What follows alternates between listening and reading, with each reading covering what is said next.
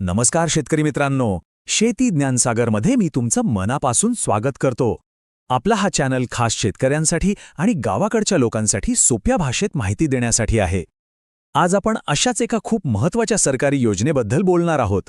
ही योजना आहे आपल्या त्या बांधवांसाठी जे घरं बांधतात, रस्ते बनवतात, म्हणजे बांधकाम क्षेत्रात काम करतात. चला तर मग ही योजना काय आहे आणि तिचा फायदा कसा घ्यायचा हे एकदम सोप्या शब्दात समजून घेऊया. स्क्रीनवरचा हा आकडा बघा, 5 लाख रुपये. तुम्हाला वाटेल हे कसं शक्य आहे? पण हो, हे अगदी खरं आहे. सरकारची एक अशी योजना आहे जिच्यामधून एका कामगार कुटुंबाला तब्बल 5 लाख रुपयांपर्यंतची मदत मिळू शकते. विचार करा, केवढा मोठा आधार आहे हा. आता तुमच्या मनात आलंच असेल की इतके पैसे कसे मिळतात. तर ऐका, ही एकच योजना नाहीये, तर हा 27 लहान मोठ्या योजनांचा एक गठ्ठा आहे असं समजा. आणि गंमत म्हणजे या सगळ्या 27 योजनांसाठी तुम्हाला वेगळं काहीच करायचं नाहीये. फक्त एकदा नोंदणी केली की तुम्ही या सगळ्या फायद्यांसाठी पात्र होता. चला तर आधी बघू की ही योजना नेमकी आहे तरी काय. एकदम सोप्या भाषेत सांगतो.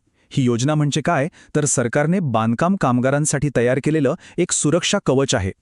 जसं आपण पावसाळ्यात रेनकोट घालतो ना, पाऊस लागू नये म्हणून, तसंच हे कवच आहे जे आयुष्यातल्या अडचणींपासून कामगारांचं आणि त्यांच्या कुटुंबाचं संरक्षण करतं. त्यांच्या मुलाबाळांचं शिक्षण, घरातील लोकांचं आरोग्य आणि पैशाअडकेची मदत या सगळ्या गोष्टींसाठी आधार देणं हेच या योजनेचं मुख्य काम आहे.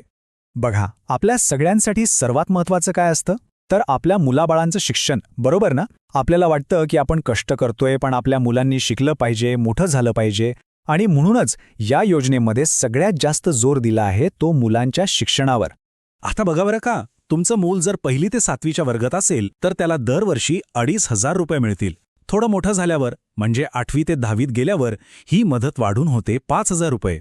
आणि पुढे कॉलेजसाठी म्हणजे BA BCom सारख्या पदवीसाठी दरवर्षी 20,000 रुपये मिळतात. आणि सगळ्यात भारी गोष्ट, जर तुमच्या मुलामुलीला डॉक्टर किंवा इंजिनियर व्हायचं असेल तर सरकार तब्बल 1 लाख रुपयांपर्यंतची मदत करायला तयार आहे. थांबा, अजून एक गोष्ट आहे. सरकार फक्त शिक्षणाचा खर्चच देत नाही, तर हुशार मुलांना शाब्बासकी पण देतं. कसं? तर बघा, जर तुमच्या मुलाला किंवा मुलीला 10वीत किंवा 12वीत 50% जास्त मार्क मिळाले ना, तर त्याला बक्षीस म्हणून वरून 10,000 रुपये मिळतात. म्हणजे मदतीला मदत आणि चांगल्या अभ्यासाचं कौतुक पण. बरं, मुलांचं शिक्षण तर झालं, पण दुसरी मोठी चिंता कोणती असते? कुटुंबाचं आरोग्य, बरोबर ना? घरात कुणी आजारी पडलं तर दवाखान्याचा खर्च किती येतो हे आपल्याला चांगलंच माहितीये. पण काळजी करू नका, ही योजना तुमच्या आरोग्याची सुद्धा पूर्ण काळजी घेते. चला बघूया आरोग्यासाठी काय काय मदत आहे. हे बघा, जर घरी नवीन पाहुणा येणार असेल म्हणजे बाळाचा जन्म झाला तर नैसर्गिक प्रसूतीसाठी 15,000 रुपये आणि सिझेरियन झालं तर 20,000 रुपये मिळतात. समजा दुर्दैवाने घरात कोणाला मोठा आजार झाला तर उपचारासाठी 1 लाख रुपयांपर्यंतची मदत मिळते. आणि देवानं असं करू नये, पण कामावर अपघात झाला आणि अपंगत्व आलं तर त्या कामगाराला 2 लाख रुपयांची मदत मिळते. म्हणजे त्याला एक खूप मोठा आधार मिळतो. चला, आता आपण तिसऱ्या आणि सगळ्यात महत्त्वाच्या भागाकडे जाऊया. तो म्हणजे पैशांची सुरक्षा. आयुष्य म्हटलं की चांगले वाईट प्रसंग येतच राहतात. कधी मुलीच्या लग्नाची चिंता, कधी स्वतःच्या घराचं स्वप्न, तर कधी एखादी वाईट घटना.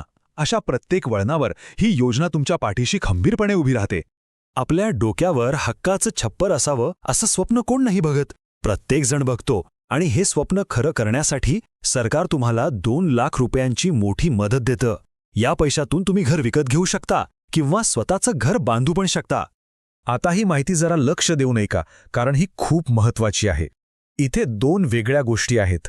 जर एखाद्या नोंदणी केलेल्या कामगाराचा स्वाभाविक मृत्यू झाला तर त्याच्या कुटुंबाला 2 लाख रुपये मिळतात. पण जर कामाच्या ठिकाणी म्हणजे बांधकाम साईटवर अपघात होऊन मृत्यू झाला तर त्याच्या कुटुंबाला तब्बल 5 लाख रुपये मिळतात. कारण कामाच्या ठिकाणची जोखीम जास्त असते हे सरकारने लक्षात घेतलं आहे. हे तर झाले मोठे फायदे, पण याशिवाय अजूनही बरीच मदत आहे. जसं की कामगाराच्या मुलीच्या लग्नासाठी पैसे मिळतात. कामगाराच्या मृत्यूनंतर त्यांच्या पत्नीला किंवा पतीला 5 वर्षांसाठी दरवर्षी 24,000 रुपयांची पेन्शन मिळते. एवढंच नाही, अंत्यविधीसाठी सुद्धा 10,000 रुपये मिळतात. आणि एक महत्त्वाची गोष्ट, कामासाठी लागणारी हत्यारं म्हणजे अवजारं घेण्यासाठी सुद्धा सरकार दरवर्षी पैसे देतं. तर हे सगळे फायदे ऐकून तुम्हाला नक्कीच वाटलं असेल की हे आपल्याला कसं मिळेल, बरोबर? त्यासाठी काय कागदपत्र लागतील, नोंदणी कुठे करायची, कोण हे करू शकतं? चला, आता याच प्रश्नांची उत्तरं सोप्या भाषेत समजून घेऊ. या सगळ्या प्रक्रियेतला सगळ्यात महत्त्वाचा कागद कोणता असेल तर तो आहे 90 दिवसांच्या कामाचा पुरावा. म्हणजे काय?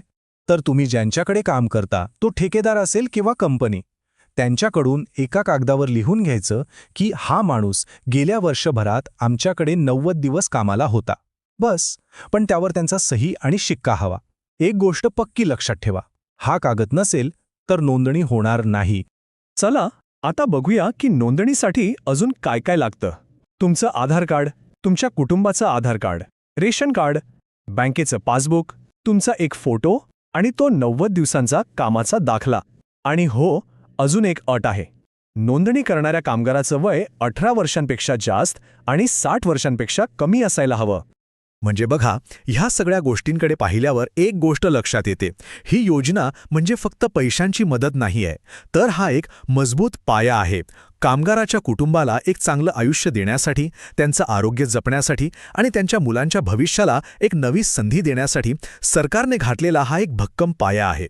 तर मित्रांनो, आज आपण महाराष्ट्र बांधकाम कामगार योजनेबद्दल सगळं काही समजून घेतलं. खरंच विचार करा की अशा योजना आपल्या समाजासाठी, कष्ट करणाऱ्या लोकांसाठी किती गरजेचे आहेत.